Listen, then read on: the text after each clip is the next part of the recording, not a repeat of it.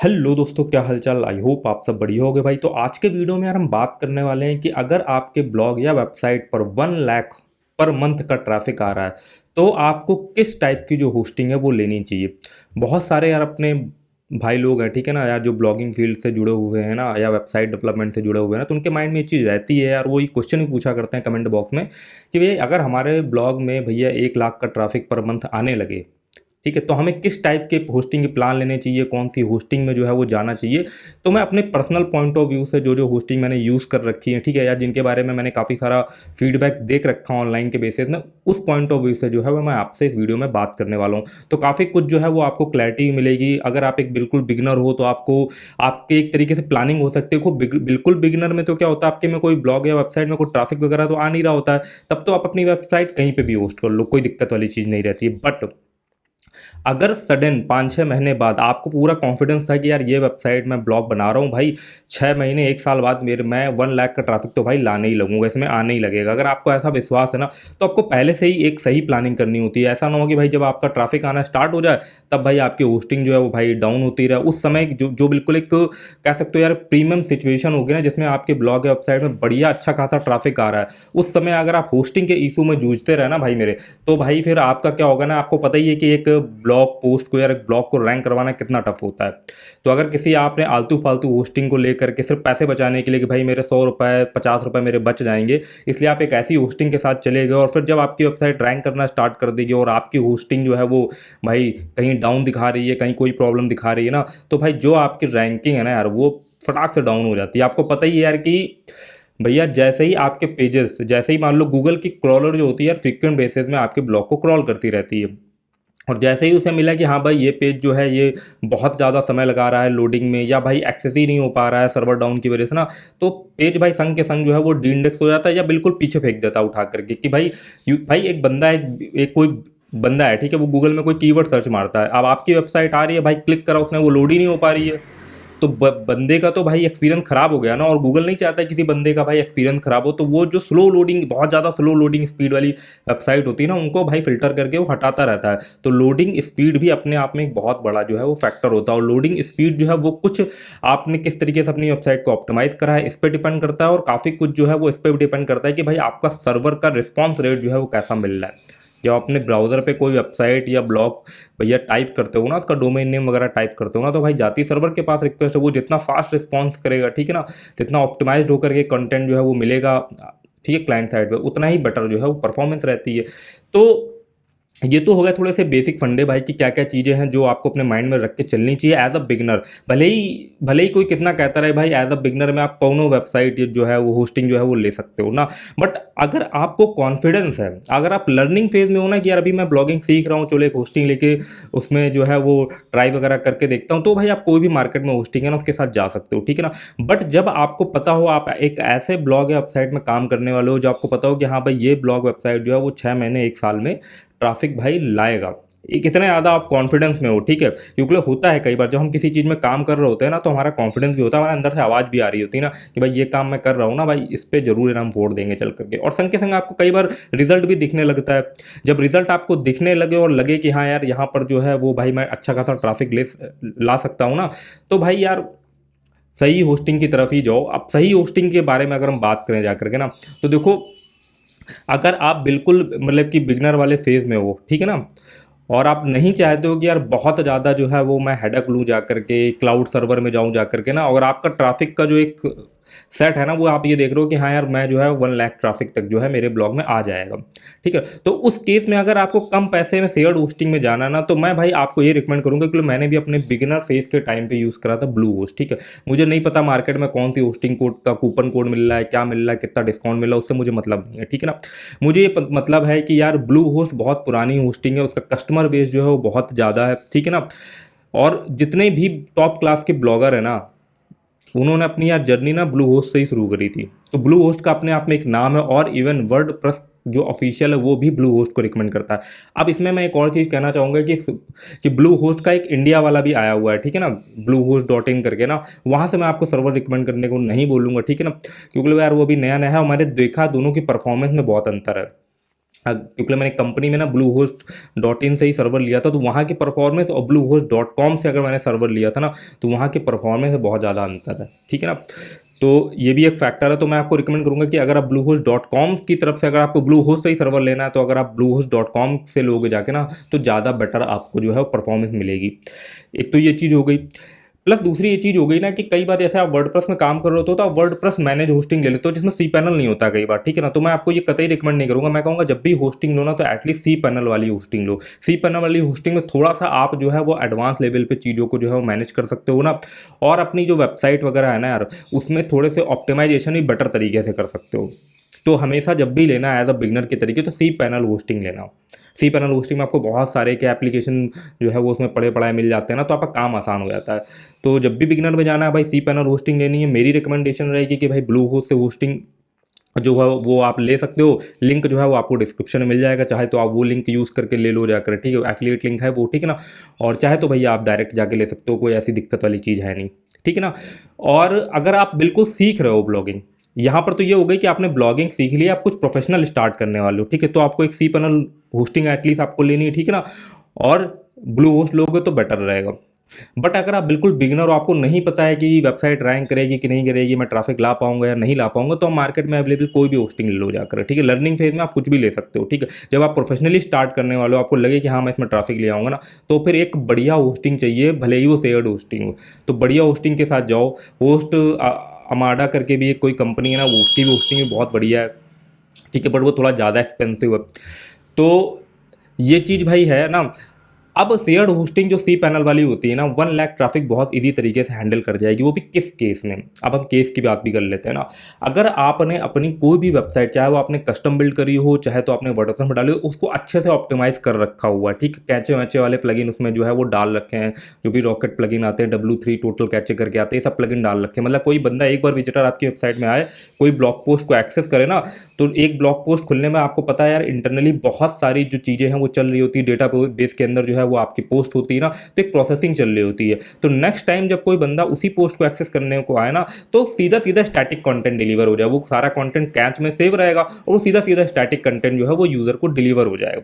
तो आपकी वेबसाइट की परफॉर्मेंस बहुत अच्छी हो जाएगी और सर्वर पे जो है वो लोड नहीं पड़ेगा। तो उस केस में अगर आपने अपनी वेबसाइट को बहुत अच्छा ऑप्टिमाइज कर रखा है ना, तो भाई अगर आपके पास बढ़िया सी पैनल की होस्टिंग है, बढ़िया कंपनी की है, ट्रस्टेड कंपनी की होस्टिंग आपके पास ना, तो भाई 1 लाख का क्या, आप 5 लाख का ट्रैफिक भी जो है वो इजी तरीके से हैंडल कर सकते हो। बट वहीं पे क्या है ना, आपने, मैं कहता हूँ भाई, आपने AWS सर्वर भी ले लियो। AWS सबसे बढ़िया क्लाउड में आता है, या गूगल क्लाउड भी ले रखा हो ना। अब मान लीजिए उसमें आपने 2 GB रैम वाला जो है वो एक सर्वर ले रखा हुआ है। अब यार आपने क्या अपनी वेबसाइट को बहुत बेकार ऑप्टिमाइज कर रखा है। कोई बंदा रिक्वेस्ट कर रहा है ना, तो भाई अंदर कोई लूप चले जा रहा है, प्रोसेसिंग हुई चली जा रही है। कोई आपने थर्ड पार्टी कोई बिल्कुल फालतू टाइप का प्लगइन इंस्टॉल कर रखा है ना।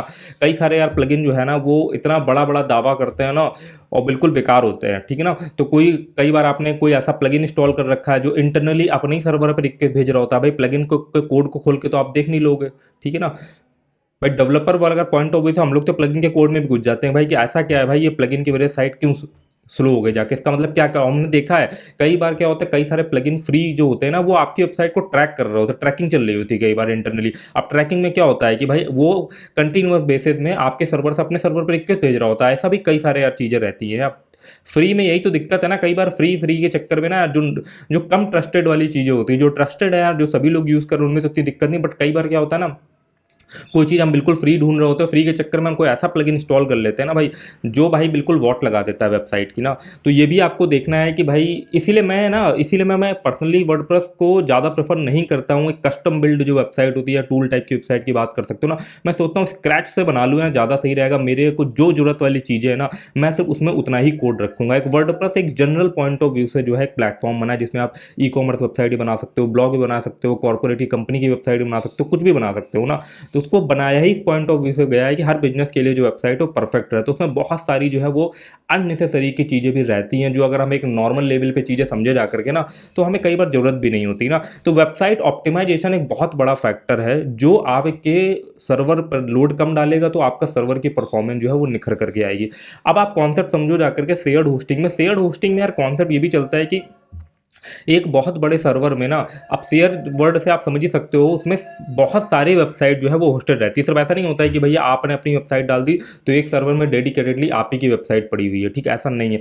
एक काफ़ी अच्छा हाई कॉन्फ़िगरेशन का सर्वर रहता है, ठीक है ना। उसमें कह सकते हो यार कि वर्चुअल सर्वर छोटे छोटे बना दिए जाते हैं, ठीक है, स्टैक्स टाइप के बना दिए जाते हैं ना। उसके अंदर बहुत सारे लोगों की वेबसाइट रहती है। मान लीजिए कि एक सर्वर के अंदर 200 लोगों की वेबसाइट होस्टेड हो, ठीक है। शेयर्ड होस्टिंग का मतलब ही यही है ना। तो कई बार ऐसा भी होता है कि जो छोटी मोटी कंपनियां होती हैं वो तो बस उनके में क्या है ना, बढ़िया सी ना कोई फायरवॉल रहती है ना, सिक्योरिटी के पॉइंट ऑफ व्यू से पैचेस पड़े रहते हैं ना। तो कई बार क्या होता है कि 200 लोगों में किसी एक वेबसाइट के ऑनर में अटैकिंग हो रही होती है, डीडॉस अटैक हो रहा होता है ना, बहुत ज़्यादा लोड डल रहा होता है ना। तो उसका इम्पैक्ट पूरे पूरे सर्वर पे पड़ने लगता है। उसके बाद होता क्या है ना कि भाई एक साइड प्रॉब्लम कर रही है, 200 लोगों में से एक की वेबसाइट प्रॉब्लम कर रही हो, झेलना पड़ता है 199 लोगों को ना, जिनकी वेबसाइट उसी सर्वर पे होस्टेड है। वहीं पर जो अब यार अच्छी कंपनियां हो गई है ना, जो अच्छी होस्टिंग प्रोवाइडर हो गए हैं, उन्होंने सिस्टम सेट कर रखा हुआ है कि कोई भी वेबसाइट जब ऐसा प्रॉब्लम करने लगती है, इवन मैंने खुद ये चीज़ देखा, तो भैया वो उस वेबसाइट को सीधे सीधे जो है वो बंद कर देते हैं। जो एक वेबसाइट प्रॉब्लम करे तो उनके पास एक ऑटोमेटिकली मेल चली जाती है कि भैया आपकी वेबसाइट पर जो है ये फलाना अटैक हो रहा है, आप भैया क्लाउड फ्लेयर सेटअप करो या जो भी चीज़ें करो, बट इस चीज़ को जो इतने ज़्यादा बल्क में HTTPS जो है HTTP रिक्वेस्ट आपके में आ रही है ना, उसको भैया जो है वो ब्लॉक करो, क्योंकि भाई वो मेन सर्वर पे इंपैक्ट डालने लगता है ना। तो जो हमारे अदर उसी सर्वर पे होस्टेड जो क्लाइंट है उनकी वेबसाइट में वो दिक्कत हो रही है, तो वो तुरंत एक्शन परफॉर्म करते हैं। मैंने ये चीज़ नोटिस करी है। तो ये चीज़ आपको देखनी है जाके, कोई चीज़ अगर सस्ती मिल रही शेयर्ड होस्टिंग में तो भाई उसमें यार कुछ फायदे हैं तो बहुत सारे नुकसान भी होते हैं, ठीक है ना। तो उसमें से ये एक नुकसान है। तो जब आपकी वेबसाइट यार देख रहे हो कि इसमें ट्रैफिक आने लगा, जब ट्रैफिक आने लगेगा तो कुछ आप अर्निंग भी जनरेट करने लगोगे ना, तो भाई उस केस में भाई आप एक बढ़िया होस्टिंग की तरफ जो है मूव कर जाओ। जैसे पहले शुरू में मैंने भी यार ब्लू होस्ट वगैरह को यूज़ करा, GoDaddy यूज़ करा, होस्ट गेटर वगैरह यूज़ करे, ठीक है। एक लिमिट तक ये सारी होस्टिंग प्रोवाइडर काफ़ी पुराने हैं, ठीक है ना, ट्रस्टेड ना, तो एक लिमिट तक ये लोग अच्छा परफॉर्म करते हैं। हालांकि मैं GoDaddy का तो ज़्यादा नहीं बोलूँगा, उनकी तो होस्टिंग मुझे इतनी कुछ खास नहीं लगी, बट होस्ट गेटर और ब्लू होस्ट ये मुझे जो है शेयर्ड होस्टिंग में cPanel होस्टिंग के पॉइंट ऑफ व्यू से काफ़ी बढ़िया होस्टिंग लगे, अपनी जर्नी को स्टार्ट करने के लिए और 1 लाख के ट्रैफिक को जो है वो हैंडल करने के लिए। प्लस जब आपने अपनी वेबसाइट को ठीक से ऑप्टिमाइज करा हो, ऐसा नहीं कि भैया ऑप्टिमाइज है नहीं फिर तो भैया आपकी वेबसाइट तो फिर कहीं पे भी डाल दो, मैंने बताया ना क्लाउड सर्वर में डाल दोगे तब भी आपकी वेबसाइट फैल जाएगी जाकर ना। उसके बाद जब देखा कि हाँ यार अब मेरी वेबसाइट में 5 लाख 1 लाख 1 मिलियन ट्रैफिक जो है वो जा सकता है या जाने लगा है ना, तो उस केस में यार मैंने क्या करा, अपनी वेबसाइट को जो है भैया वो मूव कर दिया क्लाउड सर्वर में। क्लाउड सर्वर में एक अच्छी चीज़ें रहती है ना, देखो थोड़ा कॉस्टली पड़ जाता है बट एक अच्छी चीज़ें रहती है कि आप को बार बार होस्टिंग ज़्यादा चेंज करने की जरूरत नहीं है। 1 क्लिक में जो है वो अपनी जो भी आपका सर्वर से कॉन्फ़िगरेशन को जो है अब वो आप स्केल और डाउन स्केल कर सकते हो, ठीक है ना। उसको आप उसकी स्केलेबिलिटी को आप कर सकते हो, उसकी कॉन्फ़िगरेशन बढ़ा सकते हो। और जो है समय के अगर देख लो कि हाँ भाई मेरी वेबसाइट पे ट्रैफिक आना कम हो गया, अर्निंग कम हो गई, तो आप भाई उसकी कॉन्फ़िगरेशन को डाउन कर सकते हो, तो आपकी ऑटोमेटिकली बिलिंग कम हो जाएगी जाकर ना। और परफॉर्मेंस यार क्लाउड सर्वर में भाई एक नंबर की मिलती है। प्लस आपके पास 100% सर्वर का कंट्रोल होता है। शेयर्ड होस्टिंग cPanel में क्या होता है ना, आप सर्वर की कॉन्फ़िगरेशन में कोई भी छेड़खानी नहीं कर सकते हो। मान लो मेरा MySQL जो है वो जो डेटाबेस है वो थोड़ा स्लो चल रहा है ना, तो मैं इसकी कॉन्फ़िगरेशन में जाकर के ऑप्टिमाइजेशन नहीं कर सकता हूँ, ठीक है ना। मैं नहीं उसकी कैचे लिमिट बढ़ा सकता हूँ जाकर के ना। बट वहीं पर अगर मेरे पास क्लाउड सर्वर है तो मेरे पास सर्वर का पूरा कंट्रोल होता है। तो मैं सर्वर की ऑपरेटिंग सिस्टम लेवल पे, सर्वर लेवल में किसी भी तरीके की कॉन्फ़िगरेशन को जो है ना वो मैं ऑप्टिमाइज़ कर सकता हूँ। तो ये एक बेनिफिट हो जाता है क्लाउड होस्टिंग। और ऐसा नहीं क्लाउड होस्टिंग बहुत महंगी पड़ती है, ठीक है ना, नॉर्मली पड़ती है। और एक बात बहुत इंपॉर्टेंट आपके साथ ये भी शेयर करना चाहूँगा ना भाई, ये कई बार क्या होता है हम सस्ता देख करके कूपन कोड देख करके जो है भैया वो होस्टिंग ले लेते हैं, ठीक है ना। तो जब भी आप होस्टिंग लें तो उसके साथ साथ उसका रिन्यूअल प्लान भी देखिए, क्योंकि पहले ईयर में तो चीज़ आपको बहुत सस्ती मिल जाती है, ठीक है ना। आपने कूपन कोड लगाया, हो सकता है भैया आपको 200 रुपये में पर 100 रुपये 50 रुपये पर मंथ के बेसिस में जो है वो आपको होस्टिंग मिल गई। बट भैया उसका रिन्यूअल भी देखना है कि 500 रुपये पर मंथ पड़ रहा हो, 600 रुपये 700 रुपये पर मंथ पड़ रहा हो, ठीक है ना। तो ये सब चीज़ें ध्यान देख करके ही जो है वो होस्टिंग जो है वो लेना जाकर, ठीक है ना। तो फिर फाइनली मैं अपनी अब एक चीज़ को रिपीट करना चाहूँगा, अगर आपके ब्लॉग में ना 1 लाख का ट्रैफिक पर मंथ आ रहा है ना, तो पहली चीज़ तो ये है कि भाई शेयर्ड होस्टिंग लेना, अच्छी कंपनी की होस्टिंग लो, ट्रस्टेड कंपनी की होस्टिंग लो, ठीक है ना, जो कि बड़ी बड़ी काफ़ी सारे मतलब कि लोगों ने अपनी होस्टिंग की जर्नी वहीं से शुरू करी है जाकर के ना, तो वो अपने आप में एक ब्रांड है। तो उसके लिए मैं रिकमेंड करता हूँ भाई ब्लू होस्ट, ठीक है ना। लिंक आपको डिस्क्रिप्शन में मिल जाएगा, एफिलिएट लिंक है वो ना। और उसके बाद वेबसाइट को ऑप्टिमाइज जरूर करना है, तभी आपका 1 लाख ट्रैफिक जो है वो हैंडल होगा। और जैसे ही आप देखो कि ट्रैफिक आपका मिलियंस में जाने वाला ना, तो भाई फिर जाओ क्लाउड सर्वर में, ठीक है ना। अब क्लाउड सर्वर में अगर आपको थोड़ा सा सर्वर लेवल की नॉलेज है, हल्की फुल्की, काफ़ी सारे ट्यूटोरियल आपको वैसे भी यूट्यूब पे मिल ही जाएंगे अपना, बहुत सारे लोगों ने डाल रखे ना। तो अगर आपको नॉलेज है तो देन उस केस में आप जा सकते हो डिजिटल ओशन। उसका भी $5 वाला प्लान अगर आप ले लेते हो ना, शुरू से ही अगर आप थोड़ा सा सीख लेते हो ना, और उसका $5 वाला प्लान ले लेते हो ना, तो उसका $5 वाला प्लान भी 1 लाख ट्रैफिक इसी तरीके से हैंडल कर ले जाएगा, अगर आप उसको सही से ऑप्टिमाइज करते हो अपनी वेबसाइट को, ठीक है ना। और नहीं तो उसका $15 से $20 वाला प्लान जो है वो इनफ है 1 मिलियन ट्रैफिक को हैंडल करने के लिए डिजिटल ओशन का, ठीक है ना। तो दोनों ही चीज़ों के यार एफिलिएट लिंक आपको डिस्क्रिप्शन में मिल जाएंगे अगर आपको बाय करना हो, ठीक है। अभी आप देख रहे हो, आप मूव करने वाले हो ना, तो भाई आप वो लिंक यूज़ कर सकते हो, नहीं तो कोई बात नहीं भाई, आपको जैसा ठीक लगे वैसा भी आप कर सकते हो। ये मेरा पर्सनल सजेशन था जो मुझे लगा काफ़ी टाइम से, 5-6 सालों से तो मैं खुद के लिए वेबसाइट जो है रन कर रहा हूँ, और उसके 10 साल पहले, मतलब कि टोटल 10 सालों से ना मैंने बहुत सारे क्लाइंट के लिए वेबसाइट्स वगैरह बनाई, जाकर कंपनी में बहुत सारे में काम करा, ठीक है ना। कुछ के डेडिकेटेड स्वयं के सर्वर होते थे, ठीक है, कुछ के लिए हम होस्ट गेटर यूज़ कर लेते थे, कुछ के लिए गोडैडी वगैरह यूज़ कर लेते थे। कई बार हम क्या होता है, जो हमारे 2 तरीके के सर्वर होते हैं, ठीक है। एक छोटा टेस्टिंग वाला सर्वर, टेस्टिंग वाले सर्वर में जो भी हम वेबसाइट को टेस्ट वगैरह करते हैं ना, उनके लिए शेयर्ड वगैरह होस्टिंग वगैरह यूज़ कर देते थे। बट जो प्रोडक्शन होता है, मेन वेबसाइट होती है, वो हमारी किसी अच्छे खासे डेडिकेटेड सर्वर पे चल रही होती थी, या वीपीएस में चल रही होती थी, या भाई क्लाउड सर्वर वगैरह पे चल रही होती थी ना। तो आई होप यार एक अच्छा खासा डिस्कशन हो गया ना। और आपको कुछ अगर इन्फॉर्मेशन मिली हो इस वीडियो से ना, तो भाई वीडियो को लाइक करना बिल्कुल ना भूले, ठीक है ना। और ऐसी यूज़फुल जानकारी के लिए, ठीक है ना, और चैनल वगैरह को आप जो है वो सब्सक्राइब कर सकते हो। मिलते हैं किसी यार और इन्फॉर्मेटिव वीडियो में, तब तक के लिए भाई जो है वो धन्यवाद।